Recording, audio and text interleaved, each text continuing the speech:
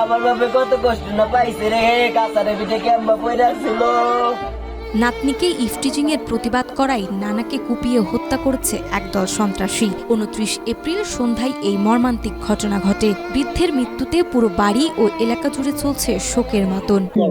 আমার একটা বাগনি আছে, আমার বড় বোনের মেয়া, ও হলো ছোট। ওই যাওরে কালে ওর দিকে তাকাইতো আর রাস্তাঘাটে আটকাইতো।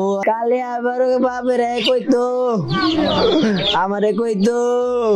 নিহত নানা আজগর আলী সিংগাইর থানার জয়মণ্ডপ ইউনিয়নের রায় দক্ষিণ গ্রামের বাসিন্দা ছিলেন। সেই সাথে পেশায় ছিলেন একজন মুদি দোকানদার। পরিবার ও এলাকাবাসীর বরাতে জানা গেছে, দ্বিতীয় শ্রেণীতে পড়ুয়া নাতনিকে দীর্ঘদিন ধরে উত্ত্যক্ত করছিলেন স্থানীয় মৃত কালু পরামানিকের ছেলে ও চিহ্নিত মাদক ব্যবসায়ী আল আমিন। এই নিয়ে আজগর আলী ও তার মেয়ে সিংগাইর থানায় লিখিত অভিযোগ দায়ের করেন। একটা শীর্ষ বাচ্চা মেয়ে, এই মেয়েটা নিয়ে ও একটু বেশি কথাবার্তা বলে, উলঙ্গ হয়, এই আর এতটুকু টুতে পড়ে, ক্লাস টুতে পড়ে।